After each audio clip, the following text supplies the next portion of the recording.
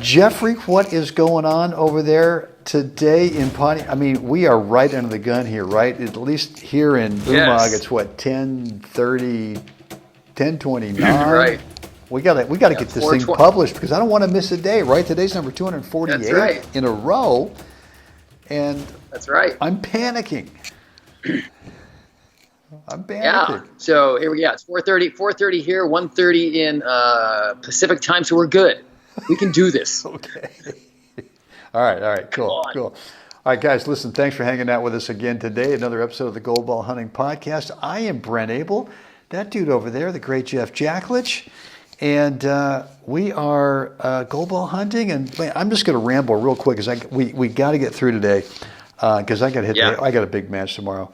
Hey, look, we've been talking the last couple of days about a couple of different situations, Jeff. Number one, where you come out of the blocks and you play out of your mind, or your team plays out of their mind the first set. You win the first set 6-1. You guys are high-fiving, you're low-fiving, you're high-elbowing, you're doing the Canseco, McGuire, boom thing like this. Right. And all of a sudden, about 8 minutes later, you're down 5-1 in the second. And you're going, what? How did this happen? We were just the men. We were just the woman. Right. And now we're kind of like going, uh-oh, I think we're going into a third set. And then yesterday we talked about the opposite. We talked about the opposite thing yesterday where, you had this great warm-up, unbelievable warm-up. You are cleaning, you're just knifing through butter. Yeah. And then the match starts and you cannot find the tennis court. All that you can find are all the areas outside of the lines or the net. So I guess what I want to talk about today is a match I played here today in the World Cup, 70s World Cup team event. We played against Canada. And I played a really tough guy, this guy Ken Dahl from Canada. And I was, a little nervous, a little tight. And it showed. It showed early. I mean, the warm up felt all right, but boy, that first set was like just eating glass. I mean, it's just brutal. I kept giving away point after point. But you know what happens? We end up, make a long story short, the first set. I lose the first set in a tiebreaker.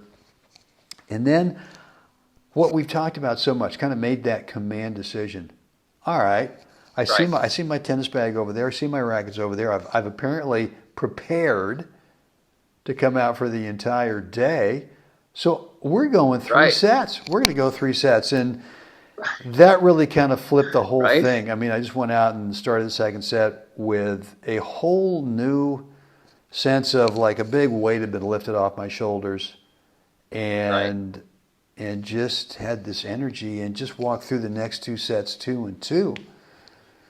So what was your like the mindset first? You chose that you're willing to stay out there as long as it takes. So that's like a huge big hurdle for anybody to get over when they lose the first set, or they win the first set and then lose the second set. Are you willing to do the work in the third? Right? Are you willing to go there? And the conscious choice to say yes, I'm in. And then so what did you do? Did you do anything strategically different? Obviously the first set was touch and go. Probably had more than one opportunity to actually win the first set. I had a set point. So what did you do differently in the next 2 that really, obviously 2-2, that's pretty solid. Yeah. Doesn't mean it wasn't close, but still 2-2, that means, something shifted for sure. Yeah. Well, look, I didn't make any huge strategic plan B shift. I just realized that, I'm just giving away too many points. I'm trying to end the point too soon. Maybe not trying to go for a tiny target, but trying to do too much. And I think for the rest of us, the guys in the Pro Tour are in a different planet, right? But for the rest of us, really the reality is, where do we lose matches? We just give them away. Right. I mean, we just flat out, once in a while you play against someone who's just, I'm sorry, but they're so much better than you are that it doesn't matter what you do, right? But in this case, it was like just telling myself, look, let's make them play. Let's just make this guy play. And as you've always said, you got to let him touch the ball. Well, I wasn't really comfortable doing that in the first set because this is a guy who can knock you off the court from anywhere over there, and I knew that going in, and so the strategy was thinking, well, if this guy can knock me off the court from anywhere, but he can also give up a few free points, well, you have to trust that second part. You have to trust that the numbers will work to your advantage. That if you let them contribute to you winning, the chances start to go up that's what's going to happen. So that was really the shift I made, was going, look, let's just make some shots. And you got someone you got to chat with? No, I'm good. No, it was my student there who's a gold ball hunting client. Okay, good. We were out there working on the court today, so it was great. So he's just taking off. So cool. So that was it. It wasn't a huge thing other than, all right, I'm staying out here for the next however long it took 3 hours today, and it's a little thing, because I mean little pressure. You're playing for your country, so. That's another thing that kind of gets into your head where you go, well, I just can't make an excuse. I got to get out there and actually, represent. And so So now Dahl though, he likes the ball out in the wings though, doesn't he? He does, and the backhand is just nasty from out there. You put it over there in that ad corner, and the next thing you know is it's just by you. So I got the drop shot working. I finally got that going. There were some really tense moments, even though it was 2-2, but there were some tense moments in the second and third set where I was down a break point or he had a game point, and man, the dropper just worked. Just worked, and you kind of go, when you hit it, you go, please go. Yes. Right. Somehow you go, wow, I didn't think I was going to make it, but it made it. So, Did you isolate him in the center of the court a little bit at all, or I just basically tried to keep him in the middle of the third, try to kind of take his geometry away from the corners, and but basically the thing was, look, let me give him enough opportunities to miss, and and it's weird because you try to make him play, and then the next thing you know is boom, he knocks one by you. Next point, boom, he knocks another one by you. And you're going, crap, do I have to try something else? No, stick with your plan. You can't win. You can't win. I mean, he's not going to miss every ball, right? Right. So, but you gotta hang in there. So, anyway, I think I'm going to imagine, too, that you probably hit quite a few slice backhands today. I did, Jeff. I was just thinking, I bet he hit quite a few in 3 sets against Ken Dahl. You probably hit quite a few slice backhands. Yeah, and we've been talking lately too about the benefit of the slice, and that also, you don't need a roller. Well, I think we should condition that, is that you don't need a roller, a topspin roll backhand roller as your staple backhand. Right. But there are times when the last 2 days, guys have approached deep, and I've stepped in and come over it. All that I wanted to do was to get it down at the feet. And I find that the sooner I step in to meet the ball rather than waiting for it, the sooner I step in, the further back he is. It might be one step, but it gives me a little margin there to get the ball down, rather than if I wait, then I got to really fine tune it. So. So taking the ball early on that is... Yeah. Plus, I think, too, players tend to, when they hit a ball like that, their expectation is that you're going to retreat from it. And so when you send the ball back that much quicker, you can kind of catch them a little bit, not quite settled in on the split step, and kind of a little bit out of sync a little bit when you step up and pick the ball up short like that, which can be, just a great asset, that you're getting the ball to them a little faster than they'd like or not expected. Yeah. Well, I've always felt it. The earlier that you take the ball when you're going for a pass, the bigger target you've got. Right? So... Right.